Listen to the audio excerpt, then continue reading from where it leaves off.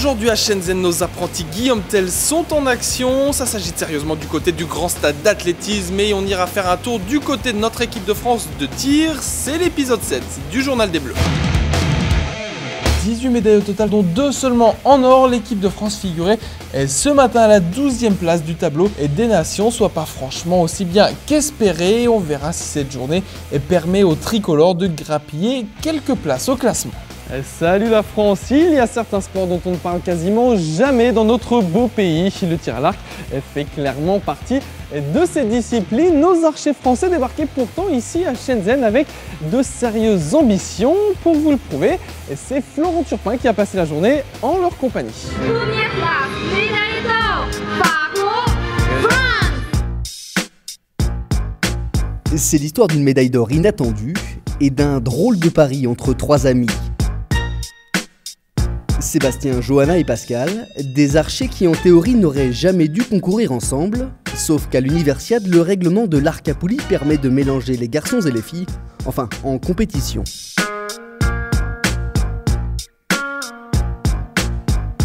Il y a eu 2 équipes, la Belgique et nous, qui étaient mixtes. La Belgique s'est fait battre au premier tour et puis nous on a passé tous les tours au fur et à mesure et on a été au bout.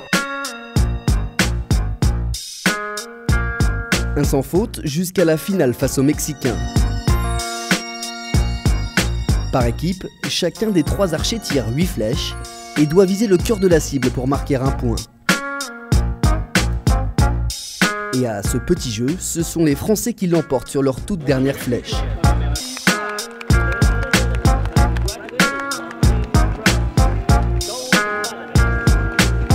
Ça fait toujours plaisir de réussir à gagner une belle victoire avec 3 personnes qui font une équipe inédite. C'est parfait, on l'a jamais fait à 3 mecs, je le fais avec 2 filles, c'est super. Comme on dit, seule la victoire est belle, donc quand l'heure arrive, on prend. Vive la France!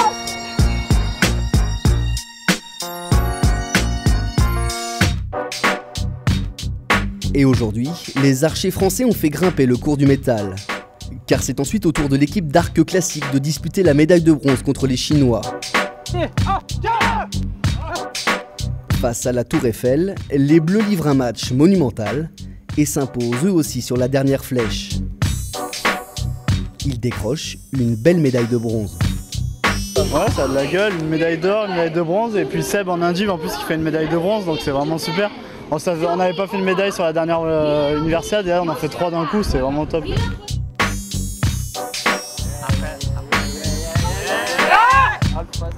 On vous parlait dans l'émission d'hier du beau décathlonien français répondant au doux nom de Gaël. Et ben Gaël, il en finissait aujourd'hui avec ses épreuves en visant clairement un podium, puisque dans notre équipe, il faut bien le dire, celui qui aime les beaux garçons, c'est Tommy Humbert. Et ben il a eu la chance de pouvoir suivre Gaël à nouveau. Aujourd'hui, c'est le triple saut et les dernières épreuves du décathlon. Ici sur place, on a trouvé une envoyée spéciale qui lance le marteau très loin.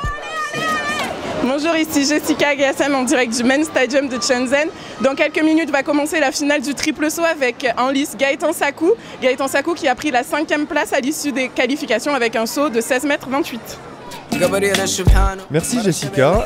Une finale du triple saut avec des grands noms, ce n'est pas pour déplaire à notre Frenchie. Je veux profiter, il y a champion du monde, champion olympique, Nelson Evora, plus un Ukrainien 4e des championnats d'Europe. Donc avec le niveau actuel, je n'aurais pas pu les confronter dans un grand niveau, dans un grand championnat. Donc là, je vais en profiter pour pouvoir sauter contre eux et me faire plaisir le plus possible. Gaëtan réalise une bonne finale. Avec un saut à 16,34 m, il termine 7e. Sans surprise, c'est le champion du monde et olympique, Nelson Evora, qui remporte la médaille d'or avec un saut à 17,31 m. On retrouve Jessica pour la suite du programme. Après 6 épreuves dans ce décathlon, Gaël Quérin est premier. Voyons ce qui va se passer au javelot, puis au 1500, son épreuve fétiche. Très bien jusque-là, Gaël a des difficultés au disque et au javelot. Trop tendu, il sent la médaille lui échapper.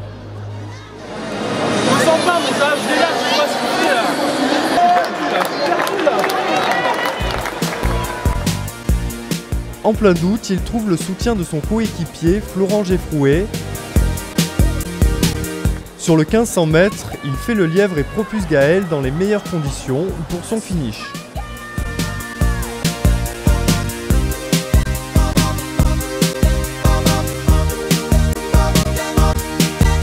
Avec 30 secondes d'avance sur ses prétendants, il rattrape son retard au classement général et obtient même la médaille d'argent. Après le javelot, c'était pas gagné et le classement s'est maspé, alors il fallait tout donner pour être sur le podium, pour prendre la deuxième place, c'est ce que j'ai fait. J'ai fait ce que je devais faire, j'ai fait le taf. Je suis content, je la savoure. Une médaille d'argent et un superbe porté pour la plus grande joie des supporters présents. On vous parlait en début d'émission de sport relativement méconnu avec le tir à l'arc. Et ben en ce qui concerne le tir tout court, et c'est franchement pas mal non plus. Nos tireurs français débutaient et pourtant leur tournoi aujourd'hui à Shenzhen avec le 10 mètres à la carabine. Un Français est en finale, Jérémy Monnier. Quelques minutes de la première finale dans le tournoi du tir, Jérémy Monnier est le dernier Français encore en compétition. Face à lui du très lourd, le numéro 1 mondial, un Italien, mais les espoirs de médaille sont pourtant réels. Donc s'il veut aller décrocher le bronze ou l'argent ou l'or, ça va dépendre de lui. Il y a le Biélorusse qui a un point seulement pour le bronze, c'est faisable. Après le Chinois qui est deuxième, ça va être un petit peu plus compliqué, parce qu'il y a 3 points d'écart. Donc ça va être un peu plus dur d'aller le chercher.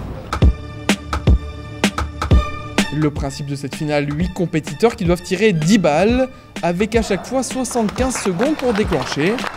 Et dans ce contexte, le Français part avec un certain retard suite aux qualifications. Retard qu'il va tout faire pour combler sur les premières balles. Un bon 10.9, donc le coup parfait. Ça lui permet de remonter un petit peu sur les autres, mais étant donné qu'ils ont tous bien tiré, ça va être, ils ne gagnent pas beaucoup en fait. Tout au long de cette finale, Jérémy grappille quelques dizaines de points jusqu'à arriver dans les moments décisifs. Donc là on est au dernier coup de finale, il reste toutes les chances de monter sur le podium puisque Jérémy est à 1/10 du bronze. Le problème c'est qu'il y en a 3 autres qui lui courent au cul qui sont aussi à 1/10. C'est donc sur ce tir que tout va finalement se jouer. Pas suffisant, pendant que l'Italien remporte la médaille d'or, le Français, lui, termine à la 5e place. C'était très serré, hein, on a vu, tout le monde était en 0-2, 0-3. Je fais un 9-2 à la deuxième, c'est ce qui me coûte le podium je pense. Si je m'étais accroché un peu plus sur cette deuxième balle, derrière ça serait peut-être mieux allé, ouais. J'aurais été sur le podium d'entrée quasiment, donc ça aurait peut-être pu jouer dans ces cas-là. Une déception bien loin d'une finition. Et dès demain, les épreuves à 50 mètres commencent. Et avec elles, de nouveaux espoirs.